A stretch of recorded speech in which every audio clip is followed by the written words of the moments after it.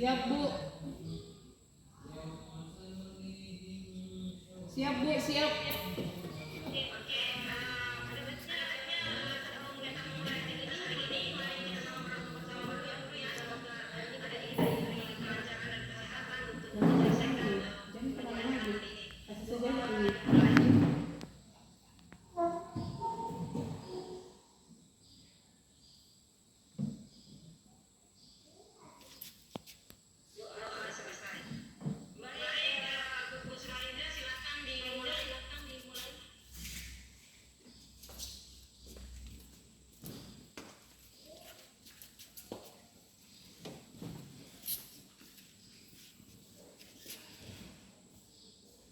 Recording in progress.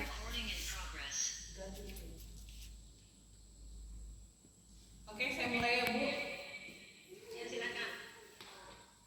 Oke, selamat pagi. Assalamualaikum warahmatullahi wabarakatuh. Waalaikumsalam. Iya. Kita ketemu lagi untuk pada hari ini. Untuk hari ini, sebelum kita mulai mungkin Adik Afif bisa berdoa dulu. Pimpin doanya. Sebelum kita mengawali acara di pagi hari ini untuk melakukan pelatihan, kita berdoa menurut agama dan kepercayaan masing-masing. Berdoa, kita silakan. Cukup. Oke, terima kasih Adik Afif. Seperti yang kita ketahui, untuk pelatihan tahap ini, program pelatihan yang kita jalankan adalah teknik pemasangan refrigerasi dan AC. Sekarang kita berada di unit kompetensi 11, yaitu menguji instalasi pemipaan. Sebelumnya kan,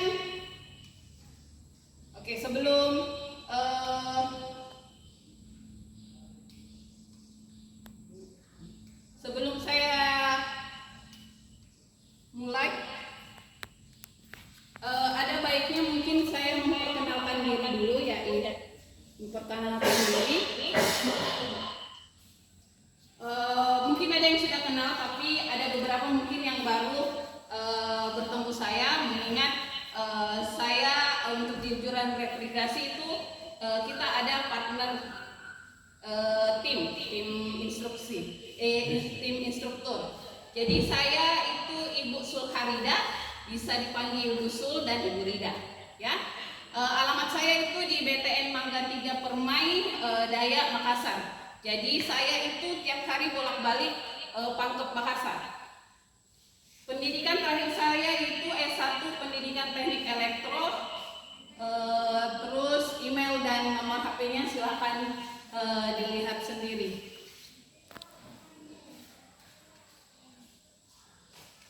Kemudian sebelum mulai saya absen dulu ya.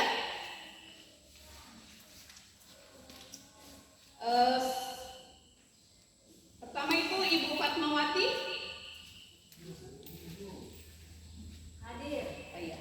Kemudian Afif Roy Rahman. Hadir Bu. Oke. Terus kemudian Edi Marsito. Hadir Bu. Oke.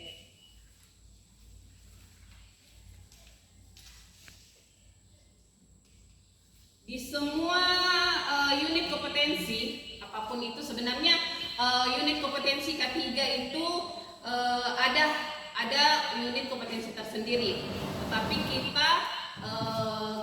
kita selalu menyalipkan atau mensisipkan K3 itu di setiap unit kompetensi. Kenapa?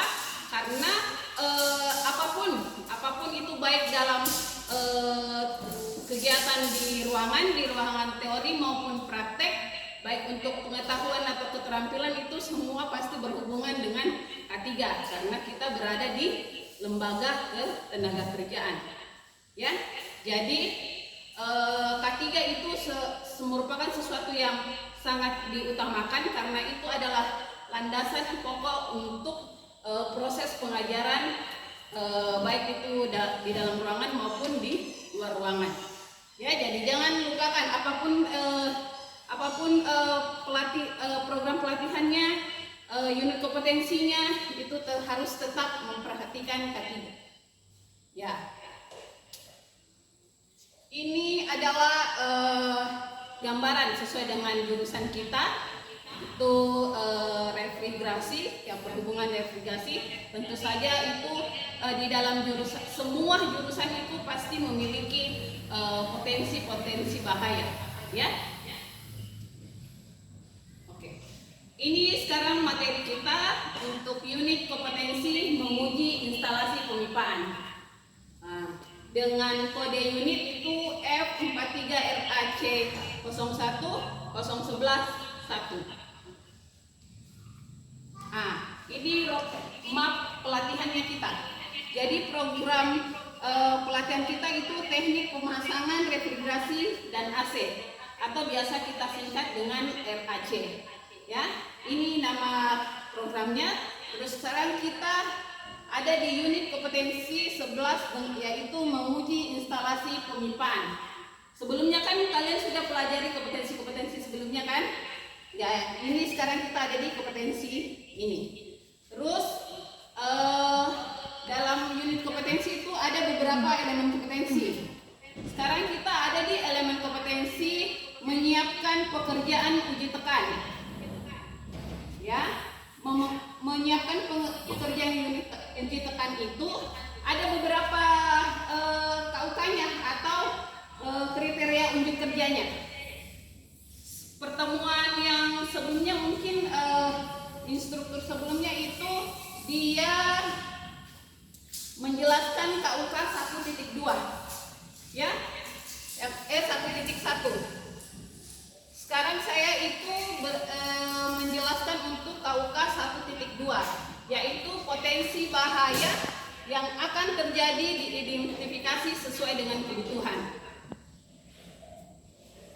Jadi di sini kita harus tahu, potensi apa yang bisa timbul, bahaya seperti apa yang bisa timbul ketika melakukan pekerjaan uji tekan, ya. Tujuan dari pelatihan ini untuk mengidentifikasi, artinya kita bisa sebelum bahaya itu terjadi, kita sudah bisa perkirakan, bahaya jika keadaan seperti ini, bahaya seperti ini yang akan muncul. Dari identifikasi itu maka kita bisa mencegah sebelum bahaya itu terjadi. Kemudian manfaat pelatihan ini kalian bisa mampu menjelaskan tahapan proses uji tekan. Jadi untuk sementara kita hanya sebatas menjelaskan. Jadi saya hanya sebagai memberikan gambaran saja dulu karena kita masih di teori. Nanti pada saat untuk prakteknya kita akan mensimulasi, jadi akan lebih nyata. Tetapi untuk saat ini saya hanya akan menjelaskan tahapannya supaya kalian ada gambaran ketika teori selanjutnya. Kemudian manfaat yang kedua itu mampu mengidentifikasi potensi bahaya pada proses uji tekan. Ini kenapa sebenarnya kan materi kita itu ada di identifikasi potensi bahaya. Tetapi kan kita masih di teori, kalian belum tahu seperti apa proses uji tekan itu. Maka dari itu saya harus menjelaskan, setidaknya memberikan gambaran kepada kalian bagaimana tahapan proses uji tekan, supaya kalian bisa membayangkan juga seperti apa potensi bahaya yang timbul. Ya.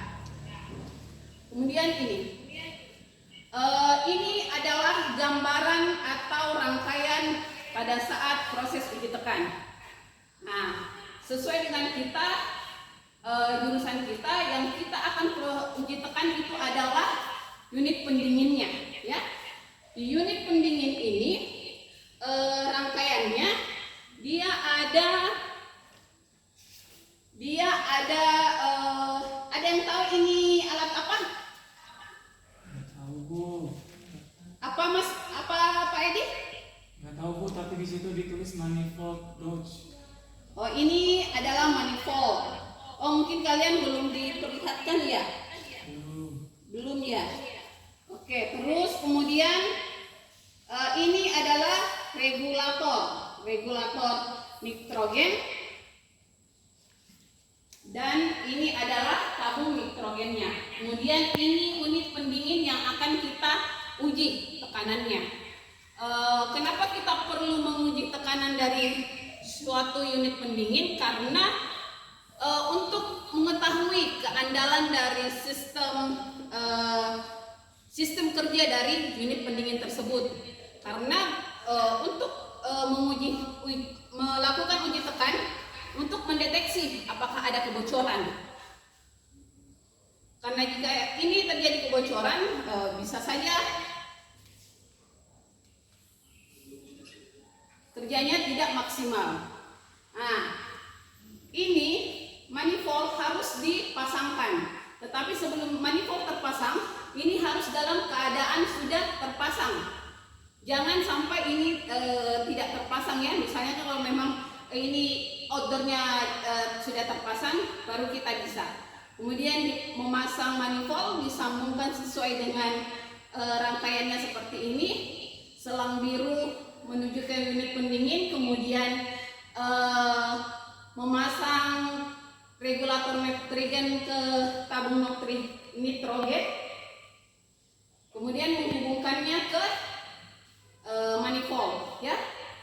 Terus setelah ini dihubungkan seperti ini, kemudian kita perlahan-lahan membuka katup dari regulator nitrogen. Setelah dia mengalir masuk ke unit pendingin, kita biarkan selama 10 menit. Kenapa kita perlu mendiamkan selama 10 menit?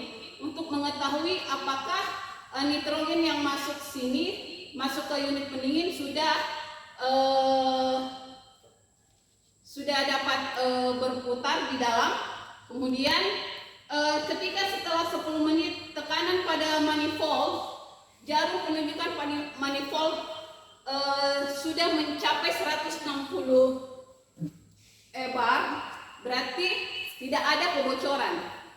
Tetapi ketika dia kurang dari tekanan yang telah ditentukan, berarti ada kebocoran.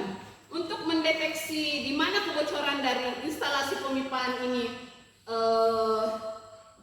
terjadi, kita bisa menggunakan air sabun. Jadi kita kasih air sabun ketika sudah di pipanya yang di dalam sini kita kasih air sabun, kemudian ada gelembung yang keluar, berarti disitulah terjadi kebocoran. Ya, oke, mungkin pahamnya. Ini adalah potensi bahaya yang mungkin terjadi pada saat proses uji tekan. Bisa saja tabung nitrogennya meledakkah, makanya regulator nitrogen kita harus pasang dengan baik. Malah biasa ada yang menggunakan pengaman ganda. Kemudian kenapa potensi bahaya terjatuh? Karena kita menggunakan air sabun. Ya, untuk mengecek itu kita menggunakan air sabun, maka potensi bahaya terjatuh itu sangat mungkin terjadi. Kemudian untuk keracunan, karena kita menggunakan nitrogen sebagai gas dalam proses uji tekan. Oke. Di dalam potensi bahaya ini kita dapat cegah dengan menggunakan APD. Ada beberapa macam APD. Meskipun APD itu terdapat, tetapi jika tidak digunakan itu akan percuma. Makanya kita juga butuh rambu-rambu peringatan, ya. Ya, mungkin ini kesimpulannya.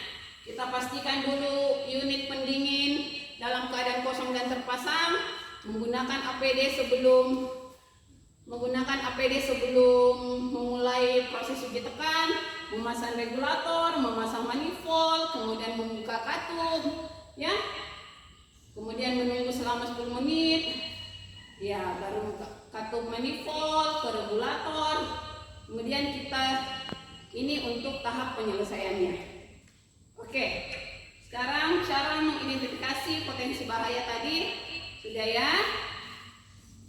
Paham ya untuk potensi bahaya mengidentifikasinya ya? Kalau dari ininya. Ini potensi bahaya yang muncul pada saat proses uji tekan.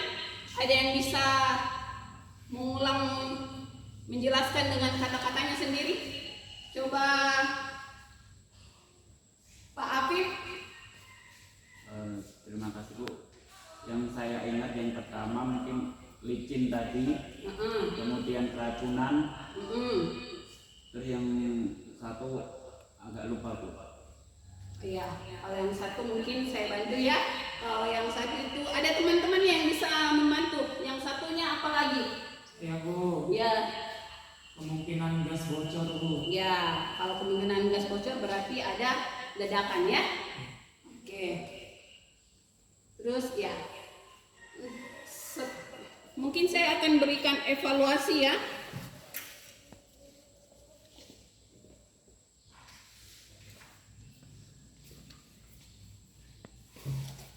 Evaluasi ini saya berikan waktu 2 menit. Mohon dikerjakan ya, jangan meniru sesama temannya.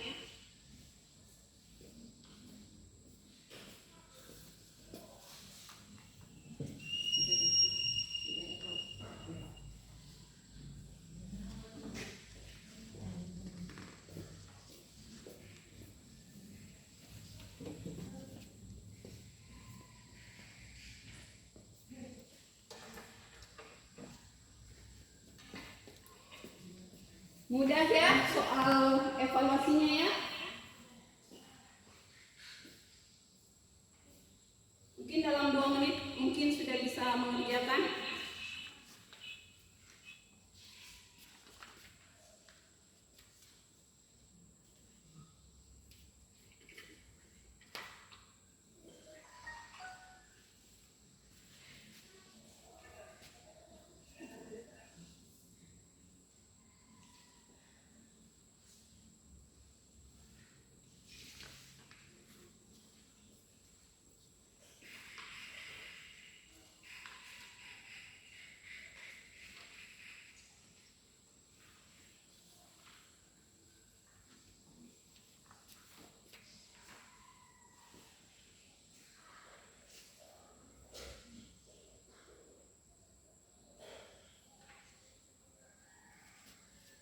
Tulis jawabannya di lembar jawabannya, ini ada sudah saya sediakan. Ya Bu. Di belakang soal itu ada lembar jawaban. Jadi bisa isinya di lembar jawaban. Soalnya bisa kalian ambil sebagai untuk evaluasi di rumah. Nanti lembar jawabannya yang dikumpulkan ke saya.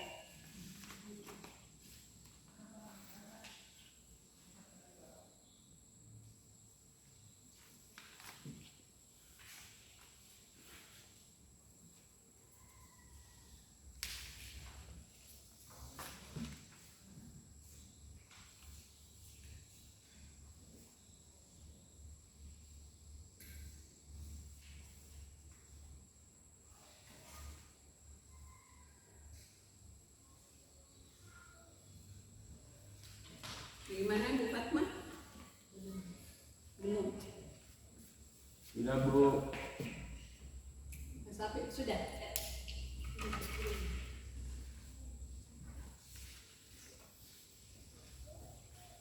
Yang lupa tulis namanya. Saya sudah Bu, nama sudah. Oke.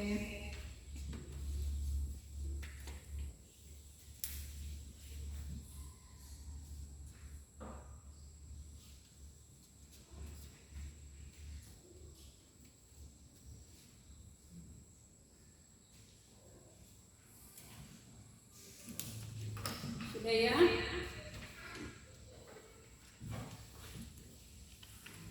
Oke. Oke, itu setelah kita melakukan evaluasi, ya, ini tugas tambahan untuk kalian. Ya, Jadi kalian membuat rangkuman. Rangkuman itu mengenai potensi bahaya yang akan terjadi setelah setelah kalian mengetahui atau menerima gambaran proses uji tekan itu seperti apa, alat-alat apa yang digunakan, bagaimana prosesnya, bagaimana tahapan-tahapannya. Kalian pasti sudah bisa, selain dari 3 potensi bahaya tadi, mungkin ada dari identifikasi kalian bahwa potensi bahaya seperti ini juga mungkin bisa terjadi, potensi bahaya seperti ini mungkin juga bisa terjadi. Nah, kalian tugasnya itu membuat rangkuman potensi bahaya sesuai dengan pemahaman kalian atau hasil dari identifikasi kalian sendiri, ya. Terus ya, tugasnya itu dikumpul pertemuan berikutnya ya. Kita kumpul pertemuan berikutnya. Oke.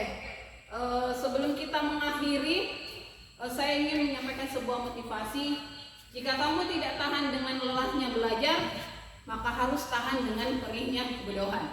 Jadi silakan kalian pikir sendiri, apakah kalian mau berpikir untuk saya sudah capek belajar deh, atau kalian mau ya sudah pasrah dengan yang namanya kebodohan. Karena di mana ada kemauan, di situ pasti ada jalan. Jadi sudah 2 ya motivasi yang saya sampaikan ya. Jadi ya. Oke, sebelum kita akhiri pertemuan kali ini, mungkin Pak Afif bisa memulai berdoa kembali untuk menutup pertemuan, mengakhiri pertemuan kita. Terima kasih Bu. Untuk menikmati syukur hari ini, kita berdoa menurut agama dan kepercayaannya masing-masing. Berdoa mulai. Cukup. Oke, terima kasih. Assalamualaikum warahmatullahi